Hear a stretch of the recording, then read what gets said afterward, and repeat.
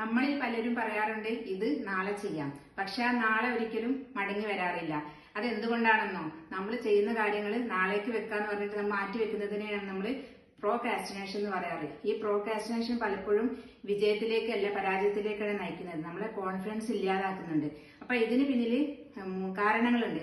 ഭയം, അലസത, കോൺഫിഡൻസിന്റെ കുറവ്. അതുകൊണ്ട് പ്രോക്രാസ്റ്റിനേഷൻ ഉണ്ടാവുന്നതാണ്. ഇങ്ങനെ ഇത് മാറ്റിയെടുക്കാനായിട്ട് 3 മാർഗങ്ങളുണ്ട്. അതായത് നമ്മൾ ചെയ്യാനുള്ള കാര്യങ്ങളെ 5 മിനിറ്റ് 5 മിനിറ്റ് റൂൾ എന്ന് പറയും.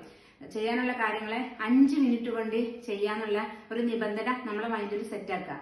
അങ്ങനെയെങ്കിൽ ആ 5 മിനിറ്റ് കൊണ്ട് തീർന്നിട്ടില്ലെങ്കിൽ നമുക്കൊരു ഗ്യാപ്പ് ഇട്ടിട്ട് പിന്നെ ചെയ്യാനുള്ള ഒരു കണ്ടീഷൻ വെക്കാം. പക്ഷെ മിക്കവാറും നമ്മളുടെ ആ പ്രവർത്തനങ്ങൾ നമ്മൾ ആ 5 മിനിറ്റ് കൊണ്ട് തന്നെ ചെയ്ത് തീർത്തിരിക്കും. രണ്ടാമതായിട്ട് വലിയ വലിയ ലക്ഷ്യങ്ങളെ ചെറിയ ചെറിയ ലക്ഷ്യങ്ങളാക്കിയിട്ട് നമ്മൾ വിഭജിക്കുക. അതായത് വലിയ വലിയ കാര്യങ്ങൾ ചെയ്യാനുണ്ടെങ്കിൽ അതിനെ ഘട്ടം ഘട്ടമായിട്ട് ചെറിയ ചെറിയ ലക്ഷ്യങ്ങളാക്കി വിഭജിക്കുമ്പോൾ നമുക്ക് കോൺഫിഡൻസ് വർദ്ധിക്കും.